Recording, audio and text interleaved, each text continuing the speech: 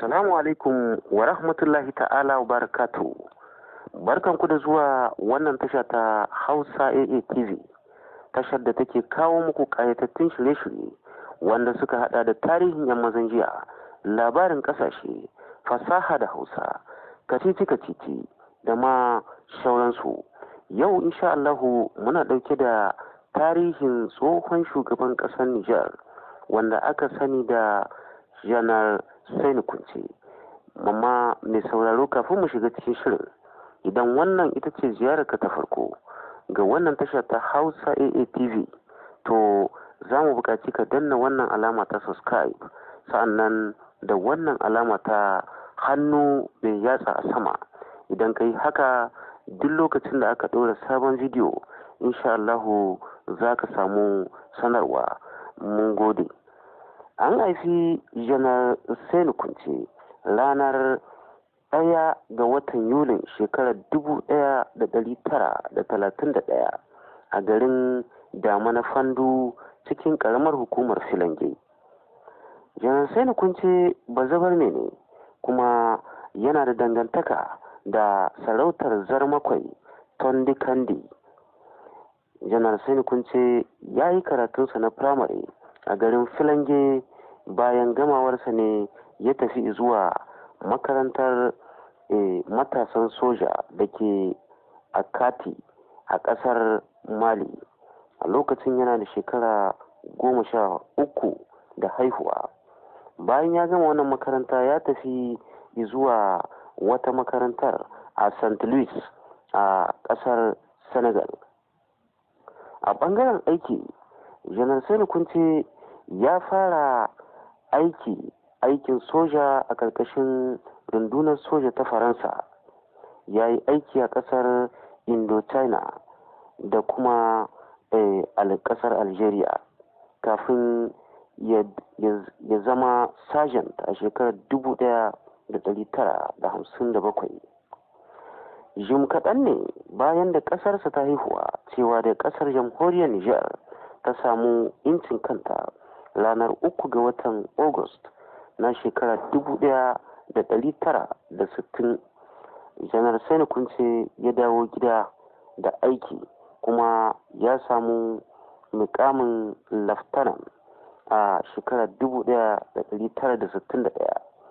Sa'annan kuma ya kasance mataimaki ga Kaftan Bala Arabe Chawaye bayan ya gama makarantar horon ofisoshin soja ne.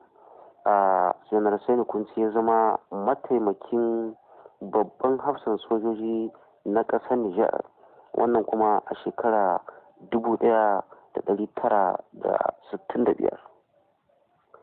Kafin ya maye gurbin Bala Arabe a matsayin babban hafsan sojojin ƙasa ɗungurgun a shekarar 1973.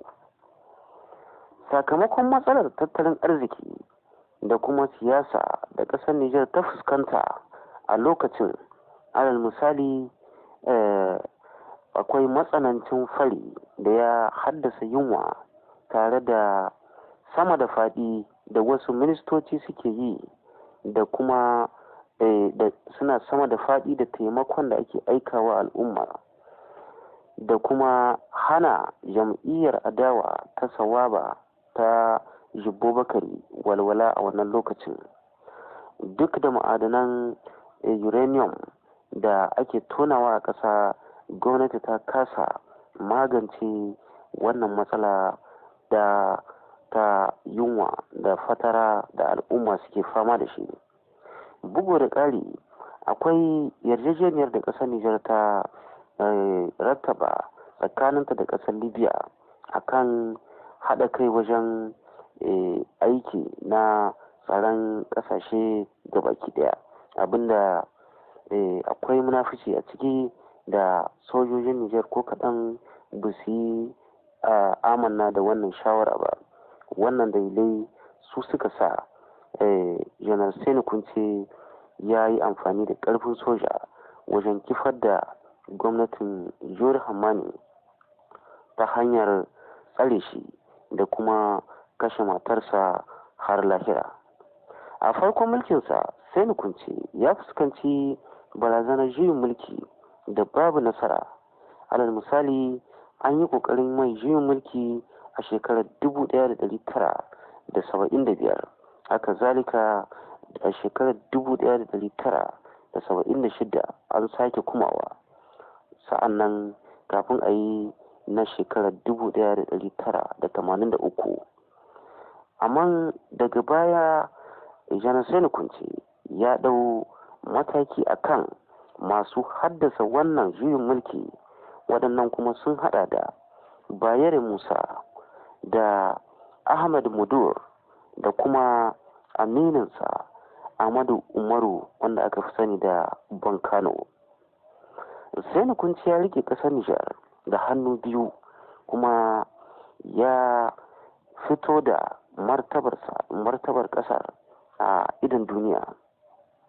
Domin sassautawa farar hula, Sani Kunce ya naɗa Mamman Umaru a matsayin Prime Minister, amma ya ci gaba da rike mukaman ministan cikin gida da kuma ministan tsaro da shugabancin ƙasa a hannunsa.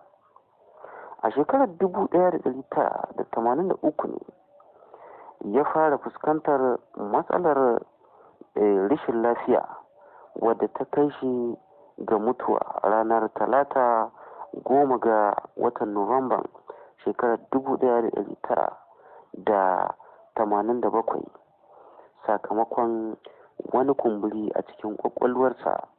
Sani Kunce ya rasu a asibitin Pitié Salpêtrière da ke Paris. Bayan rasuwarsa, Janar Ali Shehu ya ci gaba da mulkin ƙasar. Allah ya ji kansa da gafara, mu kuma da muka yi saura, idan tamu ta zo, Allah ya ba mu ikon cikawa da imani. Masu sauraro, da haka muka zo ƙarshen wannan takaitaccen tarihin tsohon shugaban ƙasar Nijar. Da fatan za ku biyo mu zuwa bidiyo na gaba. Mun gode.